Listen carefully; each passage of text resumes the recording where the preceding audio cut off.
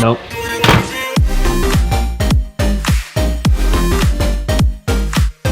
Hey, what's going on, everybody? My name is Chad. This week, I'm switching up my format a bit. There's something I've always wanted to try. I've never been able to do because I've always caught people at different points in their language learning journeys, and for me, I just don't get an opportunity to get from like groundwork from someone that's never even touched the language but wants to learn, and I'm wanting to develop a system. So this is Gage.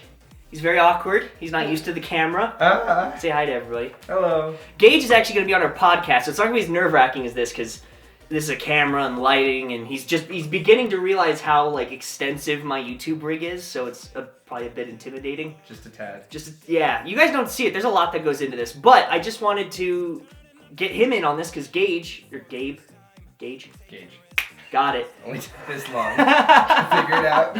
Gage, it's weird because we've been playing in the same D&D group since December. Yeah, a couple months now. You know what? Well, it flips weekly between Gage and Gage. The problem is he made fun of me for missing it once, and so I intentionally didn't learn it to go back and forth, and he's never corrected me since. So I really had no idea. Because everyone does it. I know I'm in the ballpark. Right. That's the important part. If I get in the ballpark, we're good to go. You got the Joe part right. It's good. Joe? Joe. Oh, I thought you said the Joe part. I'm like, there's a Joe part? No. See, this is how bad I'll... Anyways, Gage here wants to learn Japanese, and you don't have like any real experience. What's your experience with Japanese? What do you know about it? What got you interested in it? Like, what made you say, Chad, I want to learn Japanese? Honestly, the idea of just the possibility of going and visiting Japan in the first place. There's a good chance that I'm going to be organizing a trip for not all of our D&D group, but a lot of the people in it want to go to Japan, so... And then I've just, Japan's just always one of those places you want to go and visit, because you always start with the anime and getting really into that, and then... I think it's how everyone gets into anime or video games. Yeah, pretty much. But, yeah, I've just always wanted to go, and I figured the best way to go is also learn the language beforehand, so I'm not completely lost. Yeah, well, and I mean, you'll have me a bit, but it's a lot more enriching to not need a translator, to be able to make a friend. It makes the experience... Even just to be able to say the first couple things like that, my name's this, it's nice to meet you, and if you hear them say like a long sentence, you can pick certain words out to maybe kind of see where they're trying to come from or where they're going. It's like ballparking. Right. A lot of ballparking in the language. So let me ask you this: I'm trying to build a custom, like a learning program for you. Right. I need to ask a couple questions to do that accurately, because I'm not just going to throw, these are your resources. Right. Like, I want to know what you want. So, right now, what's your knowledge of the language? How much do you think you know about it? Little to none. I mean, I checked out the Japanese Pod 101. Okay. So I watched just a couple of the videos of the basics, pretty much knowing like the sequencing and like stuff like that, and then like the basics, like excuse me, sorry, and thank you. Thank you is arigato, and then excuse me or sorry is sumimasen. Hey, there we go. I'm learning. Yeah, so, I mean, and this isn't a degrade you, but in reality, a very new beginner, right? Like very low level. Have you taken language courses before, like school or anything? I took Spanish 1. And do you remember any of it? I hated it, so no. Okay. So right there's a challenge for me. Let's make this not like a cram thing. Let's make this not like a school thing where it's like you have to learn a certain amount of words to pass this test and then you go on to the next thing. Do you want it to be more engaging, like so you can engage with the language and actually utilize it instead of it being like for a test? Yeah. Because there are fluency tests in Japanese, but it's at the end of the day, it's a cram thing. Right. Would you like it to be more practical, like phrases and stuff you could use? Like something I could actually kind of use and like practice with other people and like you. Okay. And stuff like that. Yeah. Oh yeah. So that's another thing. This will only be one video today, and we'll check back in a month. I'm gonna give him a plan. He's gonna work on it for a month. But each week, it probably also at our Friday night Dungeons & Dragons games, because we're nerds here, folks. I'm happy. You wouldn't believe it by this hat. That I'm going to kind of help them just talk on the very basic points.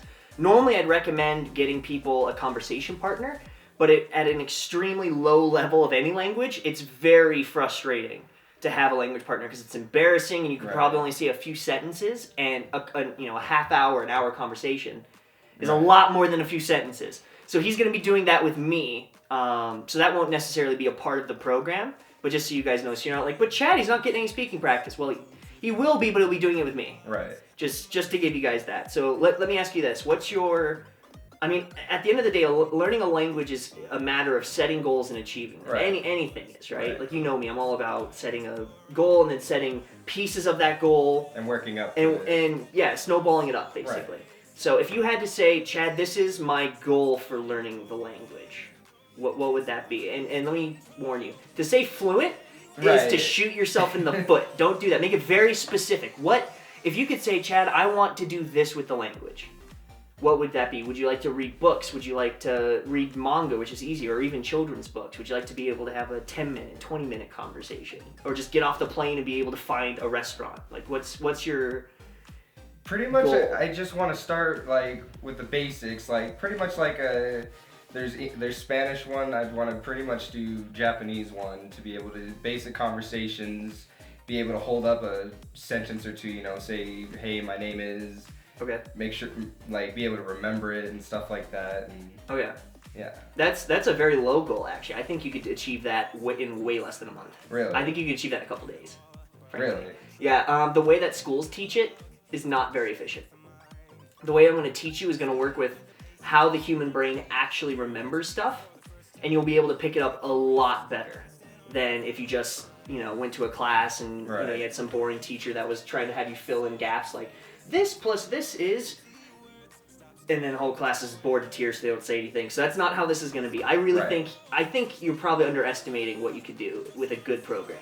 Probably a tad. Yeah. Just a little bit. So, I mean, if realistically, what are you going to do with this language? Like, if you're going to learn it, you don't learn a trade to not use it. You don't learn to weld and then not weld. So what are you going to do with it? Are you going to read? Are you going to play video games? Are you going to try and get a Japanese girlfriend? Like, what's the end goal for this for you? Well, I guess the first milestone, which would be really cool that I've always wanted to do, is be able to listen to watch an anime without, like, needing subtitles. Okay, that's a good goal. That's a great goal. Because you want to know why that's a good goal? It's very specific.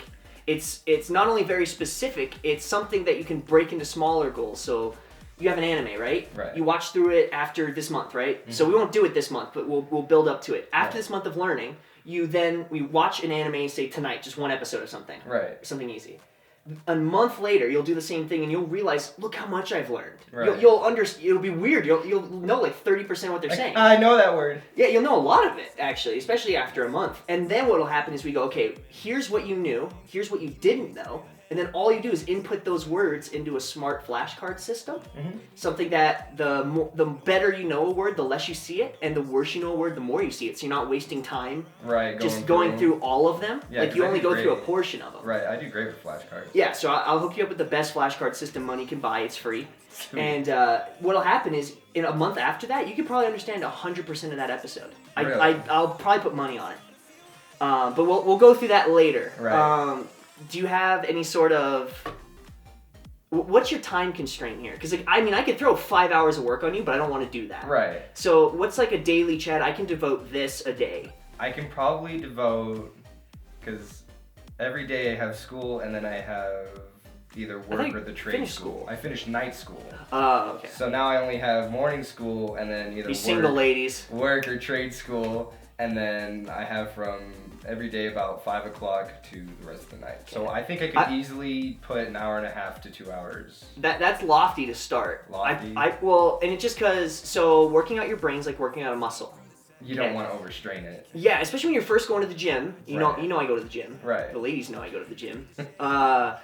When you first go to the gym, even if, theoretically, you could get, 2 plates on both sides, full 45s. Right. You don't want to be doing that off the bat. You're just going to freaking hurt yourself, or you're going to get exhausted so bad and be so disappointed that I can't get it up, that you're just going to, Marley! Or my dog came in. Marley! Oh, fine, don't come in, whatever. I'll let you out. You want to set yourself up to succeed. So if anything, you want to start at like 70% of what you can do, maybe 60, 70. Mm-hmm. So there's room that if you're really motivated that day, you can just keep going. Right. Like there's no reason to stop, really. Right. But if there's like, I'm not, I'm tired, I'm exhausted from work, there has my to be mental. a minimum. You want to have something that you will never go past, which for me at the gym is stretching. If I'm so tired I can't work out, no matter what, I don't care how tired I am, I will go to the gym and I will stretch. I could stretch in my house, but I'm getting my mindset. I'm gonna go to the gym. Even if it's just a stretch, it's still me going to the gym. So that's where I'm going to set you up. I'm going to set you up with like a 70%. So if you can go past, if you're motivated and you're like, I really love this, I'm learning so much. I might as well go the rest of the way. Just keep going. But if not, you don't go below that 70. That's where I'll set you up. So I'll probably set you up with maybe 40 minutes. Maybe. Because language learning is supposed to be fun. And when it stops being fun, that's when you cut back to when it's still fun. Right. Because otherwise you won't keep going. Right. It'll become a burden and it'll be like work, and then you'll stop doing it. You want language learning to be engaging and fun, so that way you can do it for years. And then when you're fluent, hell yeah. Like, it's way fun when you can like talk to people all the time. Yeah. Like I think on average, people that speak a second language make like 20,000 more a year. Right, because then I can take that one test you're talking about. The JLPT. Yeah, which I'm going for the N2 in December. I could probably pass it now, because you only need 50% on these tests to pass, which is bizarre. Really? Yeah, it's weird. But these are really hard tests. They're not. These are like insanely hard tests. But America only offers it in December, whereas in Japan you could take it twice a year, July and December. So you don't have to know that. That's for me. Right. Okay. Why don't I have you take a test? Okay. I'm gonna pause. We'll put a cut here. I have a test set up to test how much Japanese he knows, and next month we will test it again and see how much he improved. I won't put this on camera because it's boring, but we'll come back and I'll let you guys know the results. So I'll catch you guys back in like 20 minutes.